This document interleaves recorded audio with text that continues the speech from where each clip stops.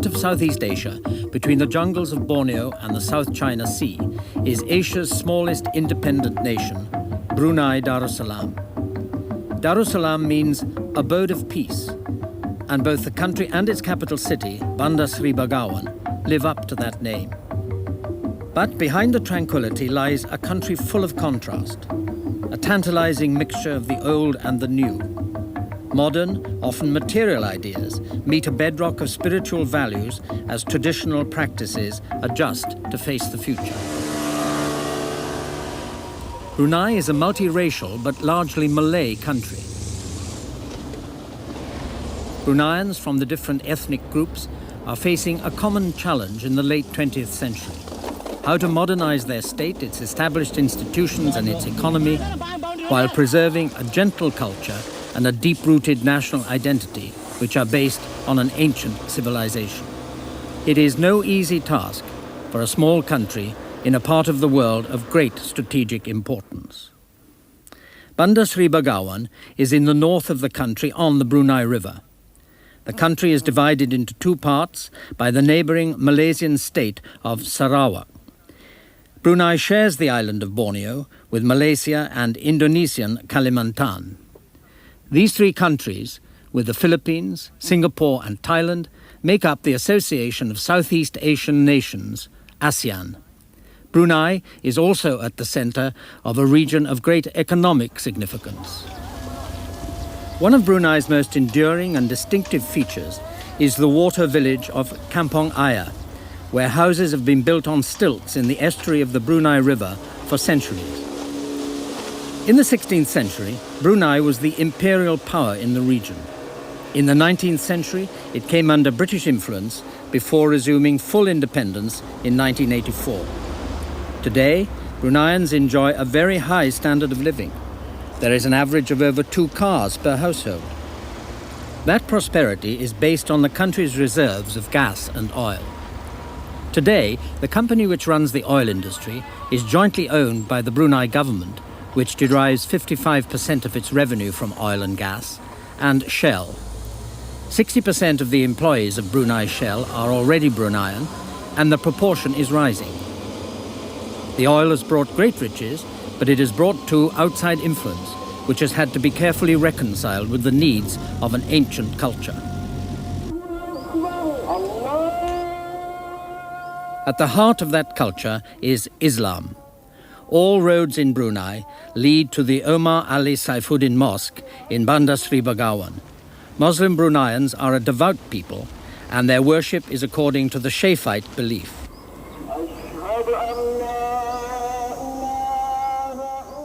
At the head of the Islamic faith in Brunei is the country's ruler, Sultan Haji Hassan al-Bolkiah Muizzaddin Wadaulah. The Sultan is prominent in practicing, sustaining and encouraging the religious side of Bruneian life. He worships with his people regularly at Friday prayers and at special Islamic festivals such as the end of the period of pilgrimage to Mecca, the Hajj. Allahu Akbar. Allahu Akbar. Most Bruneians live and work in Bandar Seri Begawan, but many others live in the countryside in small towns and villages. The Sultan holds a central, even dominant position in the government of Brunei. He is very much a working monarch. In addition to his role as the spiritual leader of the country, he is also the Prime Minister and the Minister of Defence. On his shoulders rests the task of balancing the need for development and modernization with the need for continuity and certainty.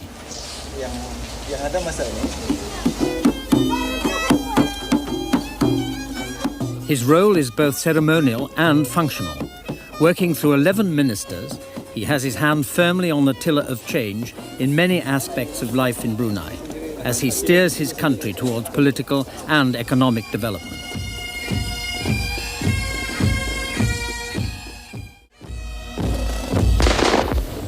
The Sultan lives in the Istana Nurul Iman, a royal palace and the seat of government just outside Bandar Seri Begawan. He granted his first ever television interview for the making of this program. The Sultan, who is the 29th ruler of Brunei, was born into one of the oldest continuous lines of monarchy in the world. He came to the throne in 1967 on the voluntary abdication of his father. I started by asking him what his priorities are for the country. My main aim is to ensure that Brunei Darussalam remains a sovereign, independent Malay Muslim monarchy. I intend to pursue the policy laid down by my father, Sultan Haji Omar Ali Saifuddin, namely to proceed with prudence towards more liberal institutions in Brunei. There's a good deal of speculation abroad about political developments in your country. Can you tell me a little about your plans for the political future of Brunei? People often ask, when are we going to reintroduce elections and legislature in Brunei? My answer is always the same. When I can see evidence of a genuine interest in politics on the part of the responsible majority of Bruneians. But I have already made some positive moves, such as the introduction of a cabinet style of government following the resumption of independence in 1984, and a major reorganization of the civil service. At the heart of the political relationship between the Sultan and the Bruneian people is direct personal contact. The country is divided into 4 districts. Each district is divided into several mukim. Open meetings are held in the mukim at regular intervals, maintaining a dialogue between the ruler and the ruled. At this local level, the welfare of the local people and the progress of local policy are looked after by the Penggulu, who is responsible for the mukim and through the district officer provides the link with central government. Penghulu dimaklumkan tentang adanya anak-anak buah yang terlibat di dalam penyalahgunaan dada. He represents the views of the people to the Sultan, who then publicly cross-examines him. Pendatang haram adakah penghulu dimaklumkan yang mana? But ordinary Bruneian citizens may bypass the Penggulu. Those who are dissatisfied, who have complaints or grievances to make, may petition the Sultan personally. Politics involves deciding on the direction of policies and on priorities. Nowhere in the world can the process of government be separated from the means to pay for the policies. Bruneians are fortunate as their country is rich in natural resources.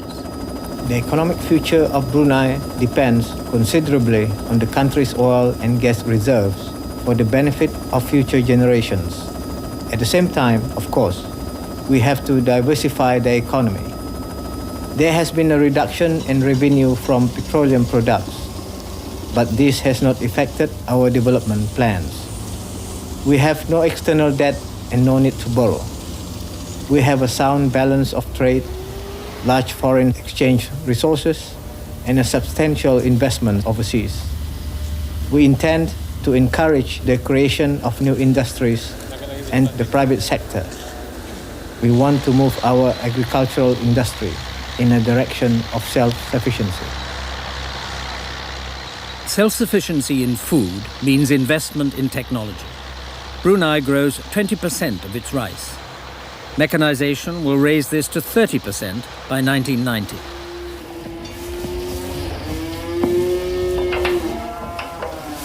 Breeding cattle is encouraged. Costs are still high, but they will decrease as the local feedstuff industry is developed. These policies have already made Brunei virtually self-sufficient in poultry and eggs. With economic development come other benefits for Bruneians.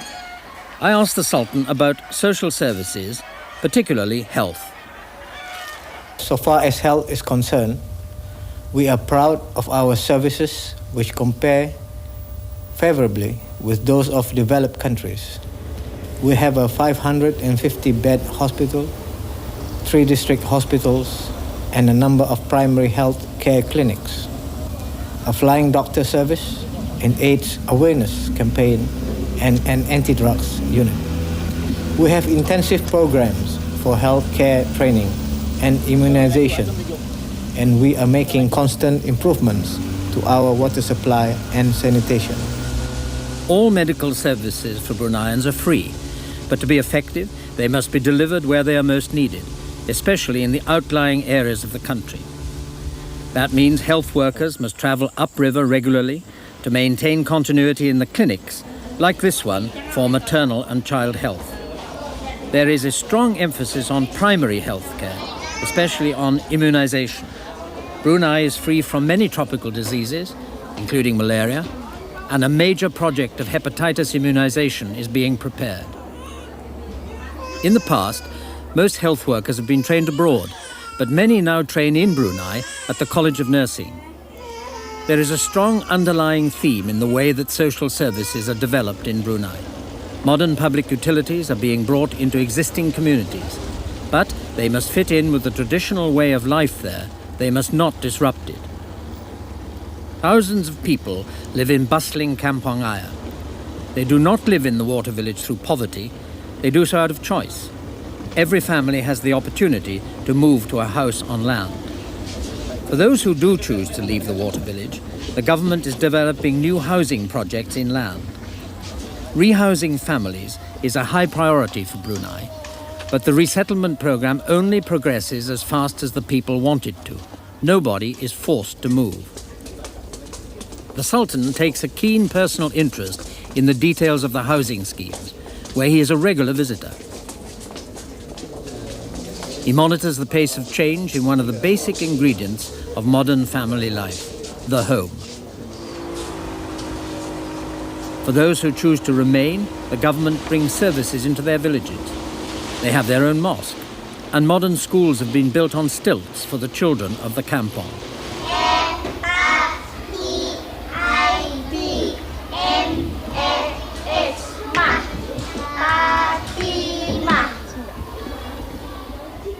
With a young and growing population, the government has invested heavily in education. Spending has increased fivefold in 10 years. We allocated nearly 300 million Brunei dollars to education, which provides free education as well as scholarships for overseas study.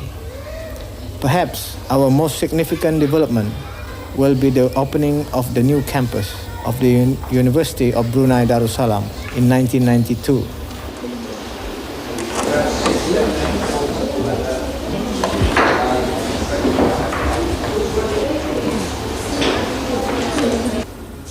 We are committed to provide sound housing for all our people.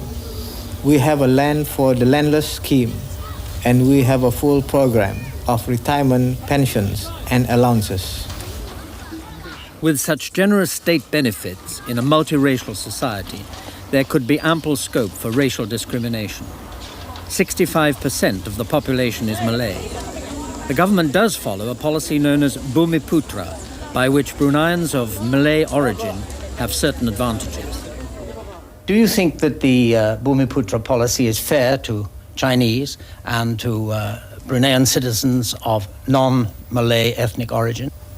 I would like to emphasize that the government of Brunei is strongly opposed to any form of racial discrimination. But I think it is reasonable to have some conditions on which people can enjoy the benefits of Bruneian citizenship.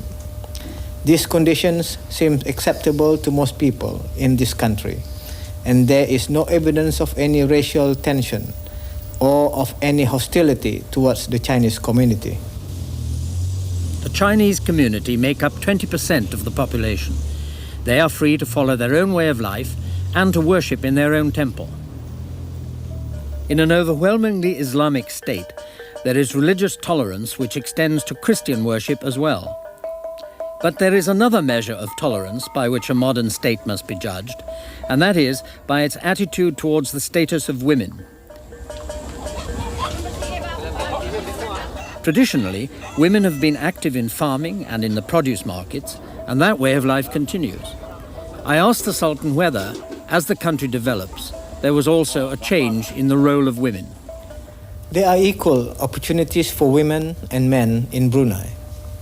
We have a large contingent of women in the police and in the armed forces, and many women are employed in the public sector, some of them in senior positions. Bruneians from all the different groups in their society have been bound together in the years since resuming independence in 1984 by the shared experience of a new sense of national identity. The Sultan is both the architect of that national cohesiveness and an important symbol of it. Independence Day is still remembered as a great national occasion.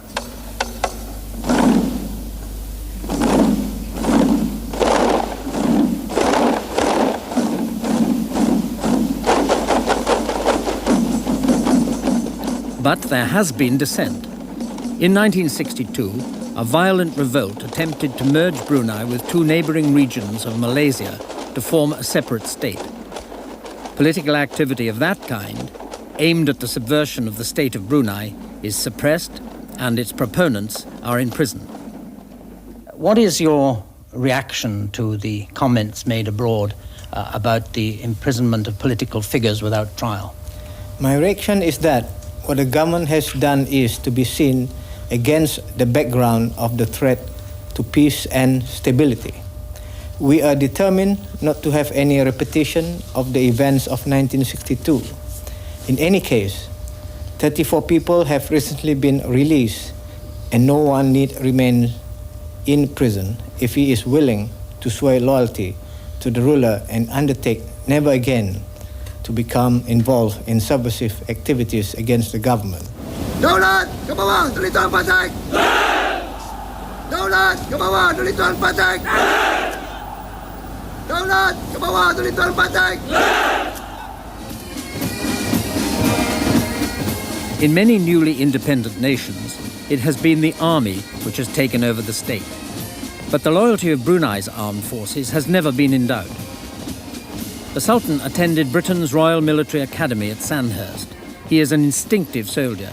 He understands how to build that loyalty on pride and tradition mixed with professional training in modern skills to shape an army which is strong but which sticks to soldiering.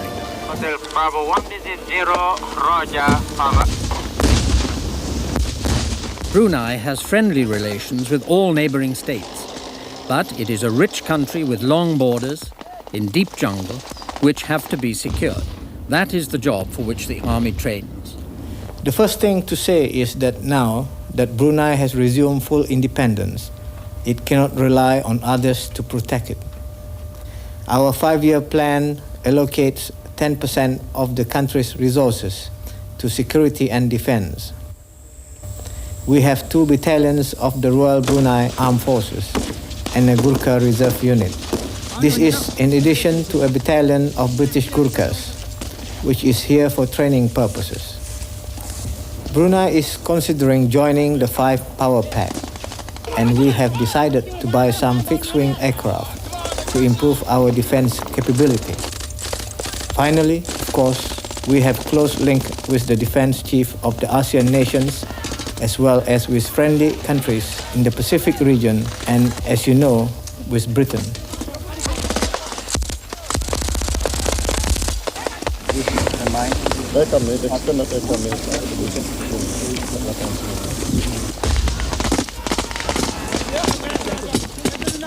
You mentioned ASEAN, the Association of Southeast Asian Nations, as a group.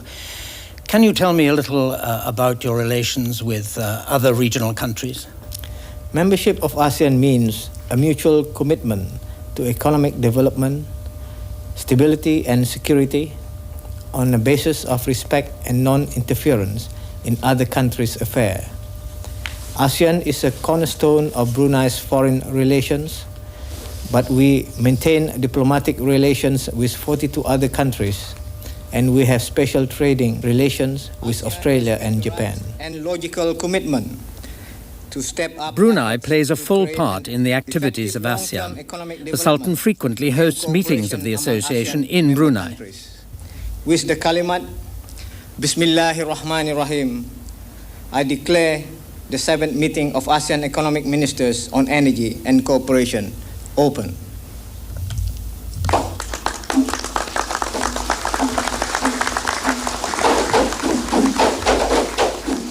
There is a good understanding of Brunei and the role of the monarchy in countries could share our culture and religion, especially in ASEAN.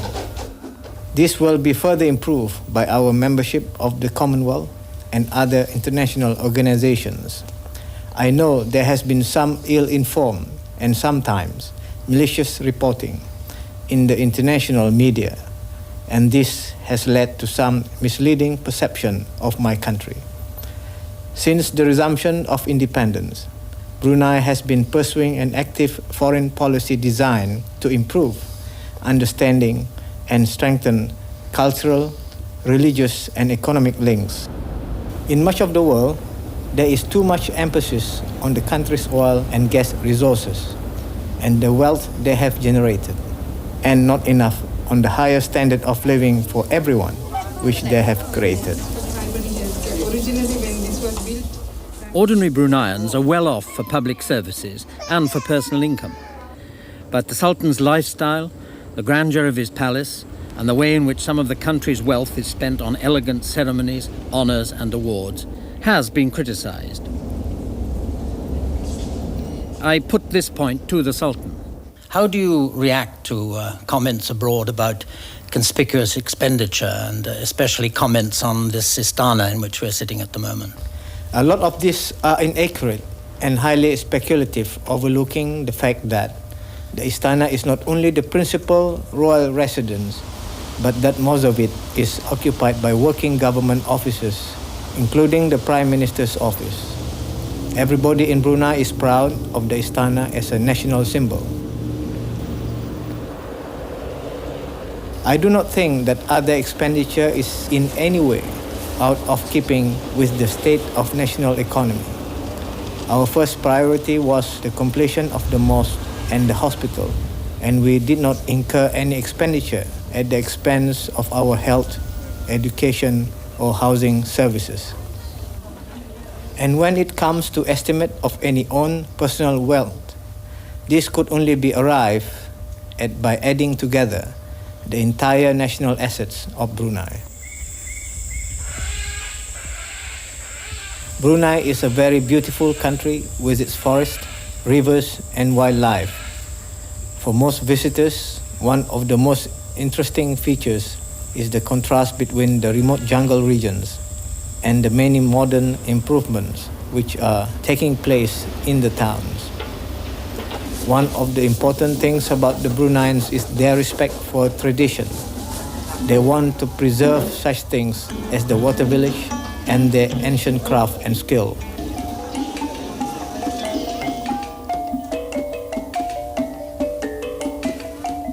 Perhaps the most significant things for me personally is the greatest respect and loyalty which the people of my country show towards the monarchy. In an age when many world leaders live behind elaborate security systems and bulletproof glass, even in their own countries, the Sultan of Brunei remains a very accessible monarch.